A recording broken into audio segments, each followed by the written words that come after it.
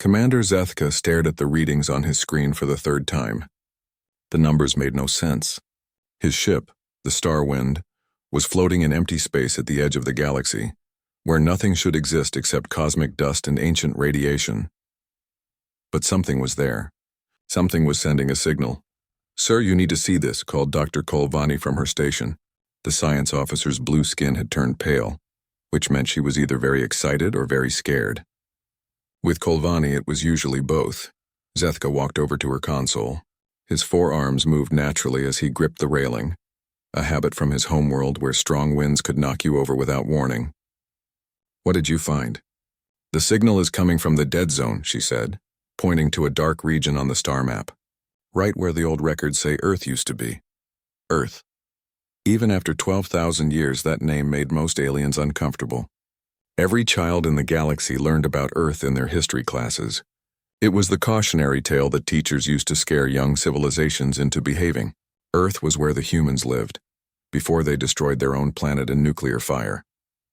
Humans were the perfect example of what happened when a species became too violent. They fought endless wars, poisoned their own air, and finally blew themselves up. The story was told across 1,000 worlds. Be good, or you'll end up like the humans. "That's impossible," Zethka said. "Earth died 12,000 years ago. There's nothing left there but empty space." "That's what I thought too," Kolvani replied. "But look at this signal pattern." She played the transmission through the ship's speakers.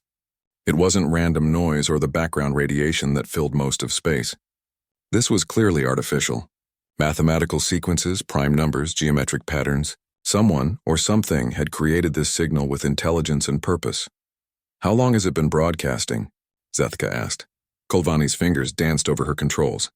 "Based on the signal decay and quantum signatures, sir, this has been transmitting for over 8,000 years. The bridge fell silent. Every crew member turned to stare at the science officer. 8,000 years ago, humans were already supposed to be extinct. Their planet was gone. Their species was nothing but a memory and a warning. That means... Zethka started, then stopped. He couldn't finish the thought because it was too disturbing. "That means something survived," Kolvani whispered. "Something human." The navigation officer, a tall creature with 6 eyes named Quintar, spoke up from his station. "Sir, we should report this to the hegemony immediately. The council needs to know." Zethka nodded, but his mind was racing. The Galactic hegemony was a peaceful alliance of species that had grown strong over the past 10,000 years. They shared technology, settled disputes with words instead of weapons, and helped each other grow and prosper. It was everything that humans, with their violent nature, could never achieve. But what if the humans weren't really gone? "Send a message to Hegemony Command," Zethka ordered. "Tell them we found something unusual in the dead zone. Request instructions." As Quintar worked on the message, Zethka found himself thinking about the old stories. According to the history books, humans were primitive and cruel. They couldn't even leave their own solar system before they destroyed themselves. They were barely more advanced than Stone Age creatures when they ended their own existence. But this signal was sophisticated. The mathematical patterns were complex, showing understanding of advanced physics and engineering. How could primitive humans create something like this? "Sir," Kolvani called out, "I'm picking up additional signals. Weaker ones, but they're there." "From where?" "All over the galaxy. Dozens of them, maybe hundreds. They're all broadcasting the same pattern, but so faintly that our equipment almost missed them." Zethka felt a chill run through his body. If there were human signals scattered across the galaxy, it meant humans hadn't just survived their planet's destruction. They had spread out among the stars. They had been out there for thousands of years, and nobody knew. The reply from Hegemony Command came faster than expected. The message was brief and direct. "Do not approach the signal source. Maintain safe distance. Full investigation fleet being assembled. Wait for backup." "They're scared," Quintar observed. "The High Command is actually scared." Of course they were scared. The entire galactic peace was built on the idea that violent species like humans always destroyed themselves. It was one of the fundamental laws of civilization. Aggression leads to extinction. But if humans had survived, if they had been hiding among the stars for thousands of years, then what did that mean for everything the galaxy believed? Over the next few days, ships began arriving from across the galaxy. Not just hegemony vessels, but representatives from every major species. The ancient Vextai brought their bioships that looked like living creatures. The crystalline Zurek came in vessels that sang as they moved through space. Even the mysterious Kethmori, who rarely left their hidden worlds, sent a small but powerful fleet. Dr. Kolvani spent her time analyzing the signal, breaking down every component and pattern. "It's beautiful," she told Zethka during one of their meetings. "Complex but elegant. Whoever built this understood mathematics and physics in ways we're still trying to figure out." "Humans couldn't have made this," Zethka said. "They were too primitive, were they?" Kolvani asked. "What if our history books were wrong? What if humans weren't as simple as we thought?" The idea was disturbing. For 12,000 years, the story of humanity's self-destruction had been the foundation of galactic civilization. It taught species to control their aggression, to work together, to avoid the fate that had consumed Earth. But what if humans hadn't destroyed themselves? What if they had chosen to leave? The investigation fleet was ready within a week. 12 ships from 8 different species, all equipped with the most advanced sensors and analysis equipment the galaxy could provide. They would travel to the source of the signal and discover the truth about humanity's fate. As the Starwind prepared to join the fleet, Zethka stood on his bridge and stared out at the empty space where Earth once existed. Somewhere out there in the darkness between stars, something had been waiting for 8,000 years, something that remembered humanity, something that might still be human. The fleet moved forward into the dead zone, not knowing they were about to discover that everything they believed about humans, about their own history, and about the nature of the galaxy itself, was about to change forever. The signal grew stronger as they approached, and with it, the growing certainty that they were not alone and perhaps never had been. The investigation fleet found something impossible floating in the void where Earth once lived. It wasn't wreckage or debris from humanity's final war. It wasn't even the cold remains of a dead planet. Instead, they discovered a space station, gleaming and intact, orbiting a small artificial star that pulsed with steady, warm light. "How is this possible?" asked Admiral Vexathani, the fleet commander. Her silver scales rippled with confusion as she studied the readings from her flagship. "Our records show this entire system was destroyed 12,000 years ago." Dr. Kolvani, now serving as the chief science officer for the joint expedition, ran her scans 3 times before she believed them. "The station is not only intact, Admiral. It's been maintained. The hull shows no signs of age. The power systems are running at full capacity. And," she paused, checking her readings again, "it's been built using technology we don't recognize." Commander Zethka watched from the Starwind as the massive station slowly rotated in space. It was enormous, easily the size of a small moon, but designed with elegant curves and flowing lines that seemed almost artistic. This wasn't the crude, primitive construction they expected from humans. The artificial star, reported the Zurich science vessel through translated crystal harmonics, creates perfect conditions for long-term habitation. The engineering required to build such a thing is beyond most of our capabilities. Admiral Vexathani made the decision to board the station. A small team of representatives from each species would explore the interior, while the fleet maintained a safe distance. If this was some kind of trap, at least the bulk of their forces would survive to warn the galaxy. The docking bay opened automatically as their shuttle approached, as if the station had been expecting them.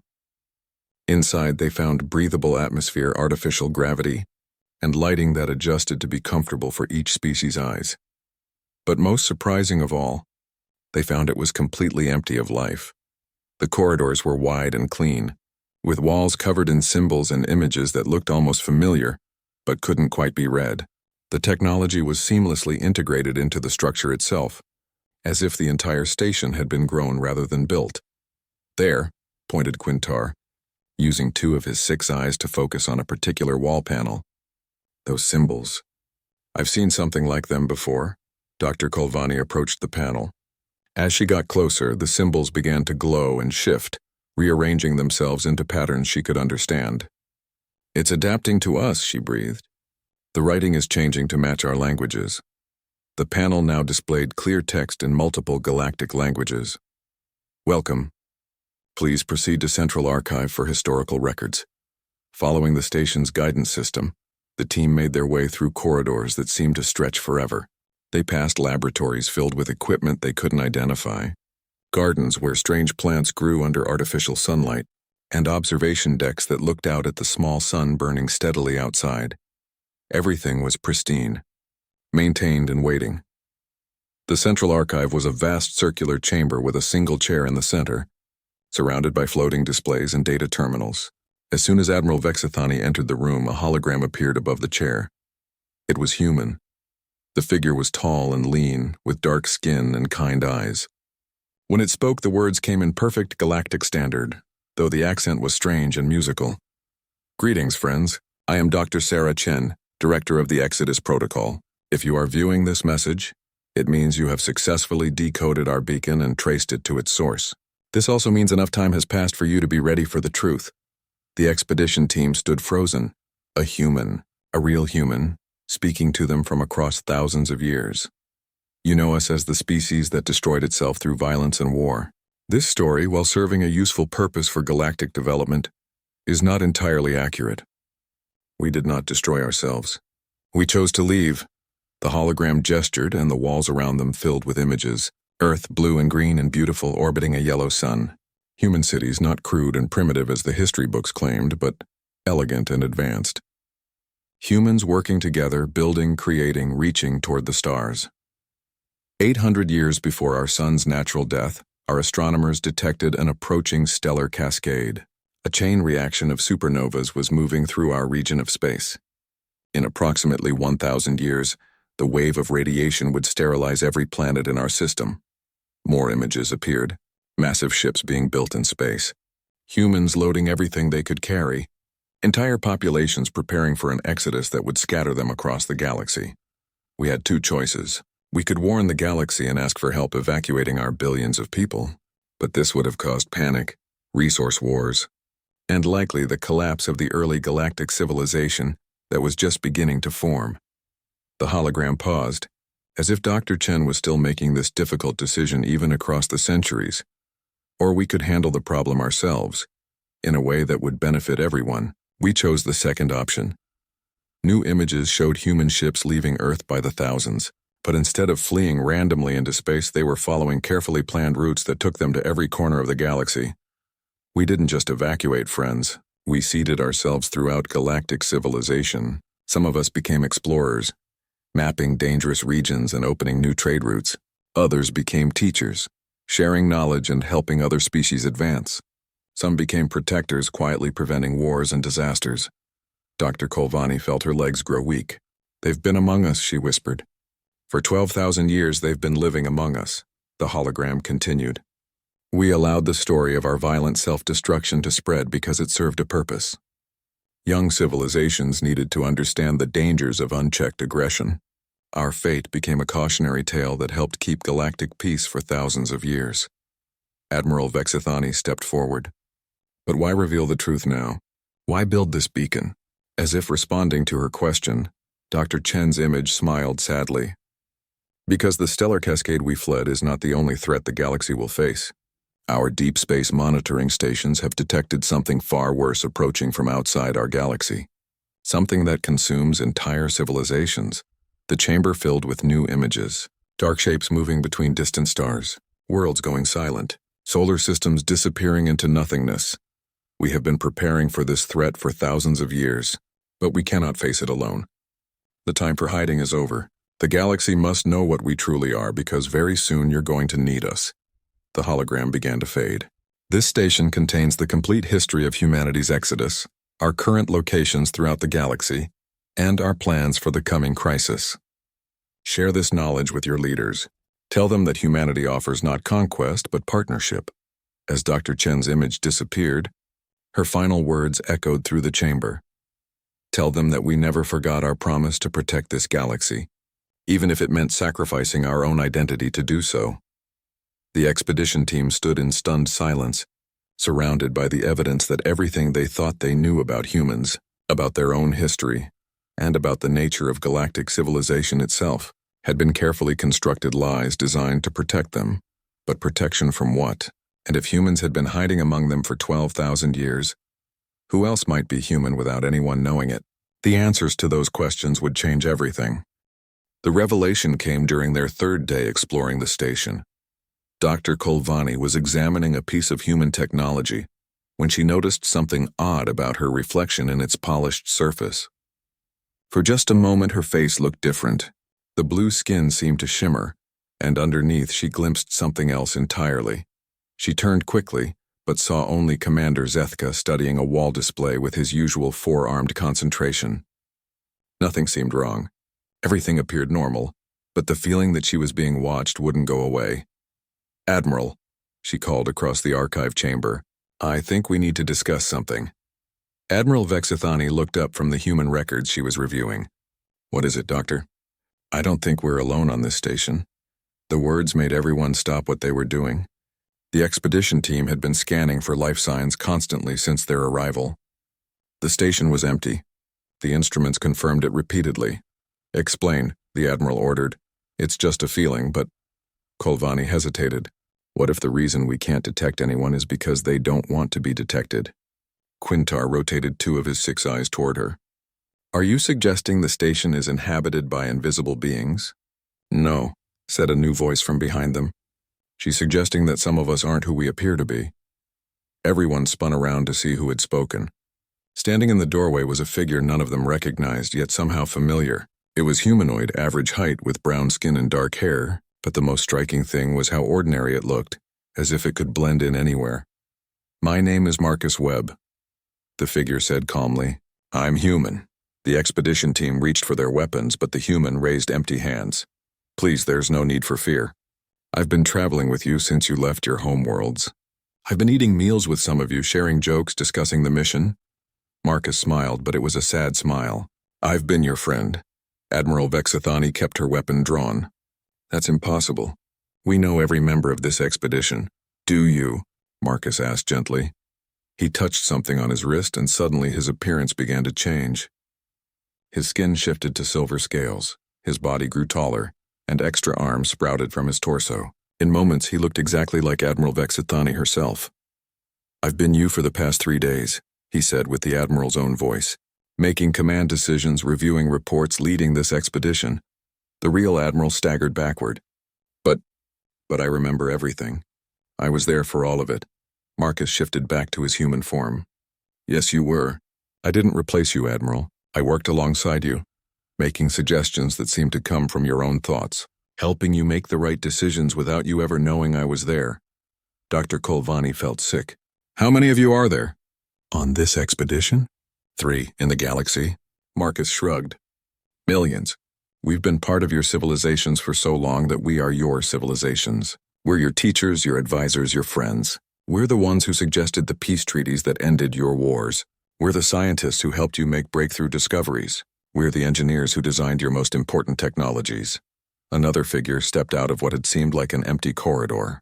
This one looked different, with pale skin and light hair, but carried herself with the same calm confidence. "I'm Elena Vasquez," she said. "I've been serving as the navigation specialist on the Zurek crystal ship. They think I'm a recently evolved Zurek variant, who communicates through bioelectric pulses instead of crystal resonance." A third human emerged from behind the data terminals. "David Park.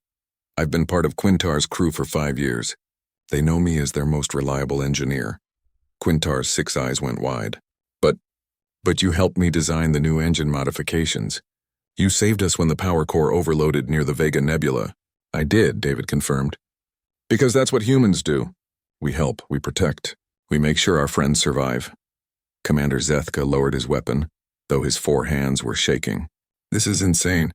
If you can disguise yourselves so perfectly, how do we know who's human and who isn't? How do we know you're telling the truth about anything?"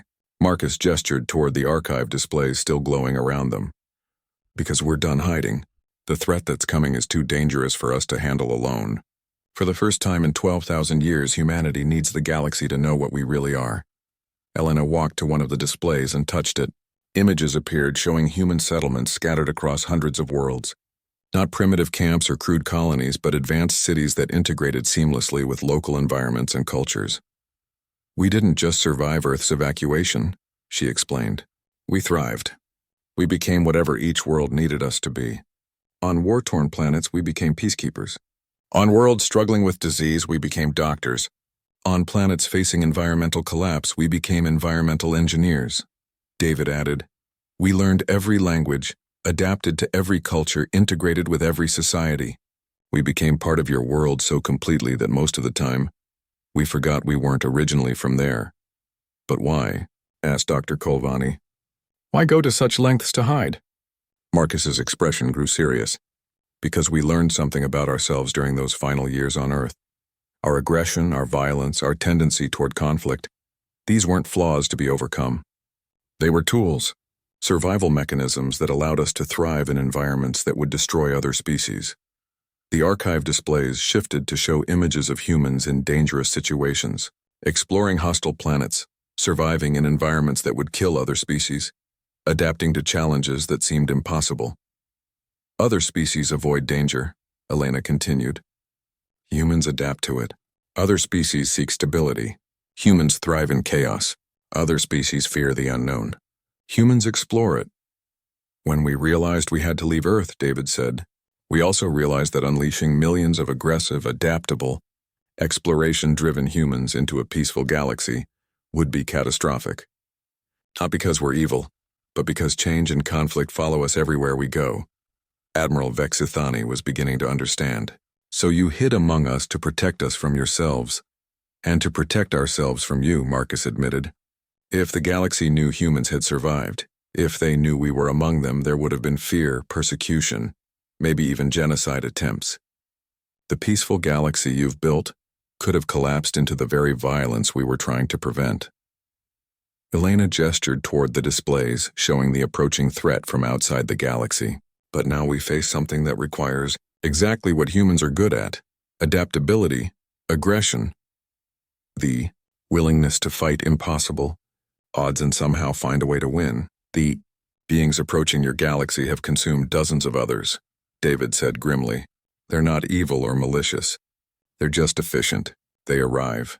They analyze the local civilizations. They determine the most effective method of conquest, and they execute it flawlessly. They've never lost because they've never faced anything they couldn't understand and counter. Marcus smiled, and for the first time, it wasn't sad. But they've never faced humans. They've never encountered a species that thrives on being underestimated, that gets stronger when the odds are impossible, that treats certain defeat as just another problem to solve. The expedition team stood in stunned silence as the implications sank in. Humanity hadn't just survived. They had spent 12,000 years preparing for this moment. They had positioned themselves throughout the galaxy, learned every world's strengths and weaknesses, and earned the trust and friendship of every major species. You've been preparing for this war since before we were born, Admiral Vexithani realized. We've been preparing for this war since before your species left their homeworlds, Elena confirmed. And now finally it's time to fight it, but first, the galaxy would have to accept that their greatest myth was actually their greatest ally, and that the species they'd been taught to fear was the one that had been protecting them all along. The emergency session of the Galactic Council lasted for 6 days. Representatives from every major species gathered on the neutral world of Haven's Rest to hear the expedition's report. What they learned shattered 12,000 years of accepted history and left the galaxy's leaders struggling to understand their new reality. You're telling us, said Counselor Thekvar of the ancient Vextai, that humans have been living among us this entire time? That they've been influencing our development for millennia?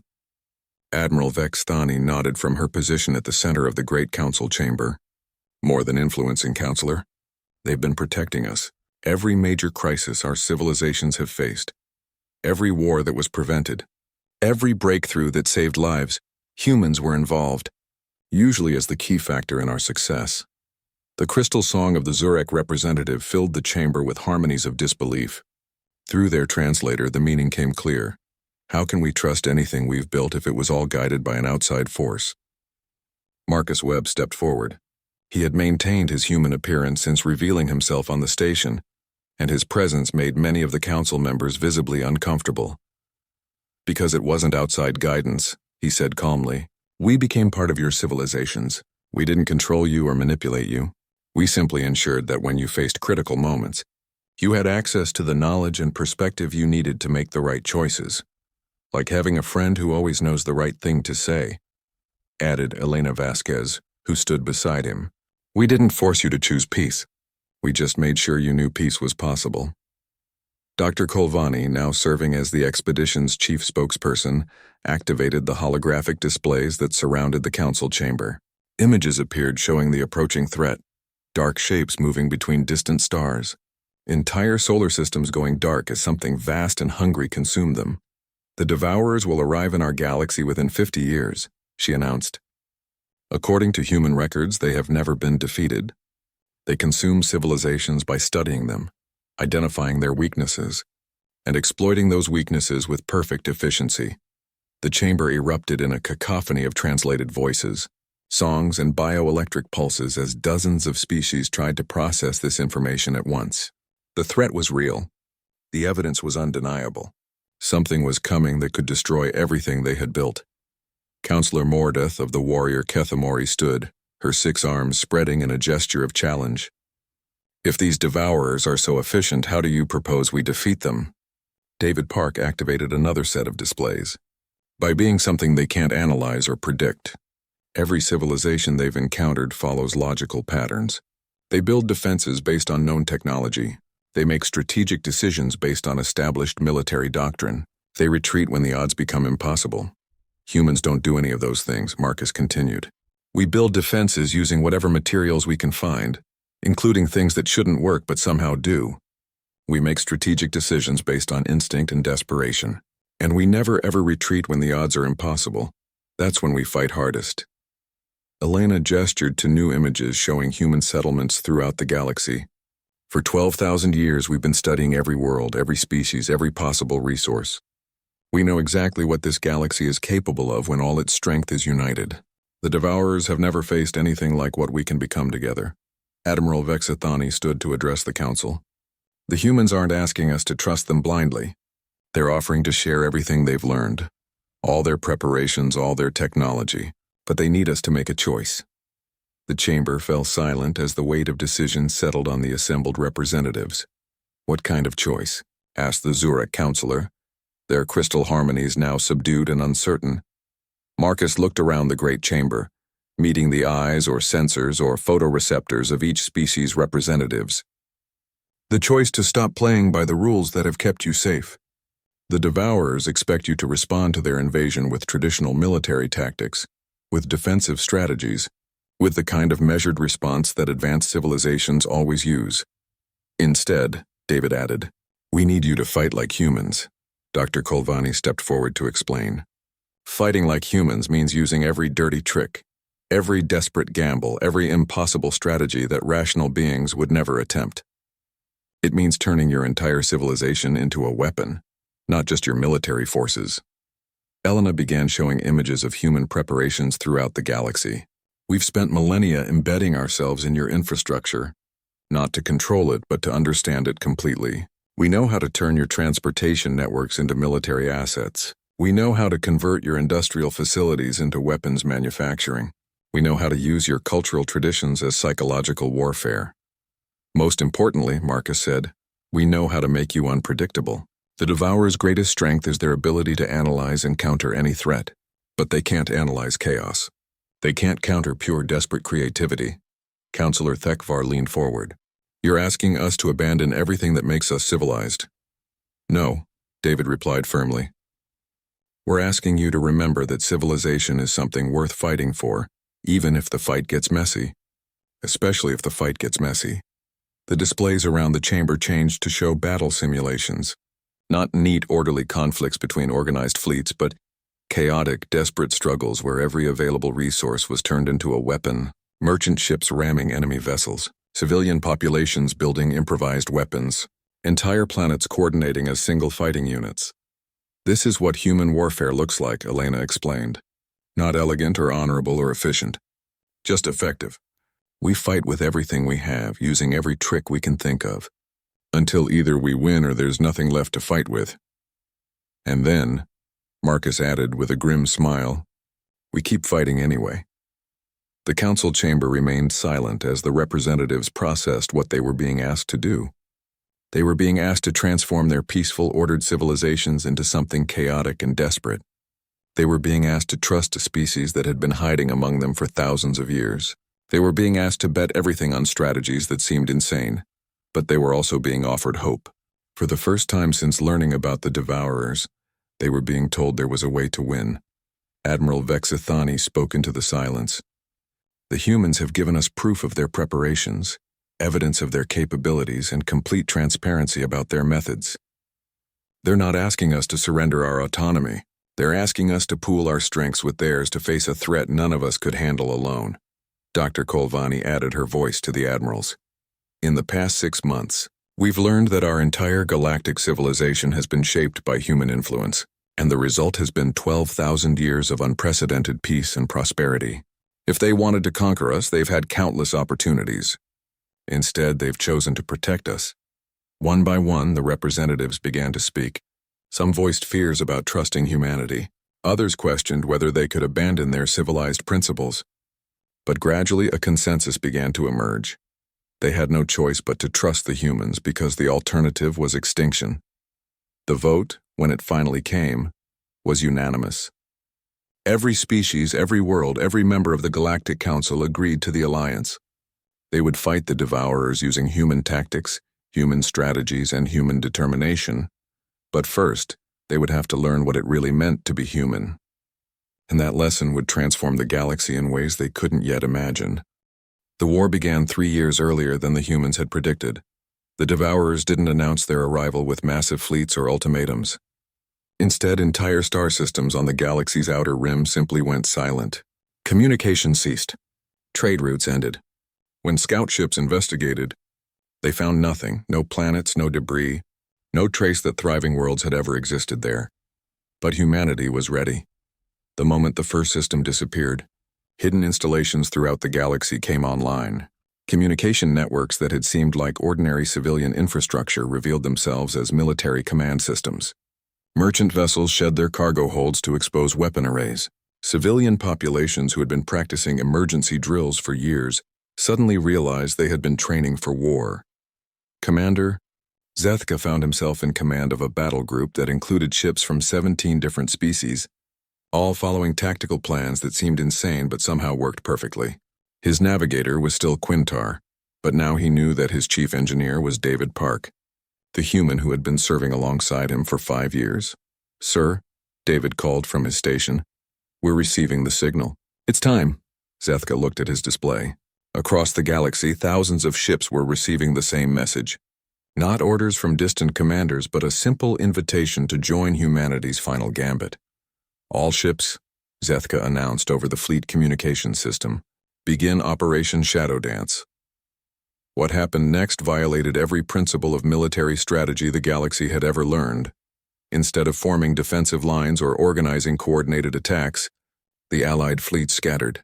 Ships paired up in seemingly random combinations and disappeared into hyperspace, heading for locations that appeared to have no strategic value. The great military formation dissolved into chaos. Except it wasn't chaos. It was symphony. Dr. Kolvani, now serving as the chief tactical coordinator for her sector, watched the galaxy-wide operation unfold from her command post on Haven's Rest. Her screens showed not the ordered movements of traditional warfare, but something that looked like organic growth, like a living system responding to threats with perfect coordination. "The Devourers are trying to analyze our response," she reported to the Joint Command Council. "Their probe ships are following our vessels, attempting to identify our strategy." Marcus Webb, who had shed all pretense and now openly served as humanity's senior coordinator, smiled from his position at the center of the command chamber. "Then they're about to learn why we've been preparing for 12,000 years. The first phase of the human strategy was deception on a galactic scale. Every ship that scattered carried false sensor signatures, making single vessels appear to be entire fleets. Holographic projectors created phantom installations on empty worlds. Civilian populations broadcast fake communications to simulate military activity where none existed. The Devourers responded exactly as the humans had predicted, sending larger forces to investigate what appeared to be major military concentrations. But when they arrived, they found nothing, or worse, they found traps. Admiral Vexthani commanded one such trap from her flagship, now hiding in the shadow of a gas giant, while Devourer vessels searched the system for the massive fleet their sensors had detected. But the fleet was a single projector ship that had already escaped to hyperspace. Now, she whispered into her communicator. The gas giant erupted, not in a natural explosion, but in a carefully controlled release of energy that turned the planet itself into a weapon. Human engineers had spent decades preparing selected worlds for this moment, converting their cores into massive bombs that could be triggered remotely. The Devourer ships, caught completely by surprise, were consumed in the explosion. It was the first time in their species' history that they had lost vessels to a trap they hadn't anticipated. But that was just the beginning. Elena Vasquez led the second phase, from her position aboard a Zurek crystal ship that had been secretly modified with human technology. As Devourer fleets moved deeper into the galaxy, they found themselves facing enemies that shouldn't exist. Merchant ships suddenly revealed themselves as carriers for thousands of small fighter craft. Civilian space stations deployed weapon systems that had been disguised as industrial equipment. Even asteroids came alive, revealing themselves as camouflaged military installations that had been waiting decades for this moment. The enemy is adapting, Elena reported as her sensors tracked Devourer movements. They're beginning to recognize our deception tactics. Good, David Park replied from his position coordinating the engineering core across 17 worlds, because now we move to Phase 3. Phase 3 was pure humanity.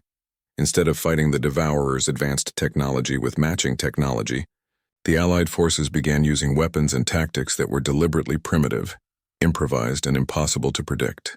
Cargo ships filled with industrial waste rammed Devourer vessels. Planets launched their own moons as massive kinetic weapons. Space stations detached their rotation rings and used them as spinning blades. Nothing worked the way it was supposed to, which meant everything worked exactly as the humans had planned. The Devourers had never encountered enemies who deliberately used inferior weapons, who chose less efficient tactics, who made strategic decisions based on desperation rather than logic. Their analytical capabilities, perfect for countering rational opponents, couldn't process the chaotic creativity of human warfare. But the true genius of humanity's plan wasn't in the tactics or the deceptions, or even the improvised weapons. It was in what they had done to galactic civilization itself. For 12,000 years, humans had been carefully nudging other species toward specific developments. Not controlling them, but ensuring they had the tools they would need for this moment. The Vexti's bioships could adapt and grow, because human geneticists had helped design their organic technology. The Zurek's crystal resonance communication system could coordinate instantly across galactic distances, because human physicists had helped them discover the right harmonic frequencies. Every species had been given exactly what they would need to contribute to humanity's master strategy, and now it was all coming together in a symphony of coordinated chaos that the Devourers couldn't analyze or counter. The final phase began when the Devourers, desperate to understand their enemy, sent their analysis ships directly to Earth's former location, hoping to find clues about human psychology and strategy. They found the beacon station, still broadcasting its mathematical signals. But now the signal had changed. Dr. Kolvani, monitoring the transmission from her command post, felt tears running down her blue cheeks as she listened to the new message. It wasn't in mathematical codes anymore. It was in the languages of every species in the galaxy, speaking words that had been prepared 12,000 years ago. Welcome to the family. You are not alone. You never were. But the Devourers weren't the intended recipients of that message. It was meant for the galaxy itself, broadcast at the moment when every species was fighting together, trusting each other completely, risking everything for their shared survival. At that moment, the true purpose of humanity's long exile became clear. They hadn't just been preparing for war. They had been preparing the galaxy to become a family worth fighting for. The final battle wasn't won through superior firepower or brilliant strategy. It was won because the Devourers, faced with an enemy that defied all analysis, made their first and final mistake. They tried to retreat, but they had entered a galaxy that had been turned into a single, coordinated weapon.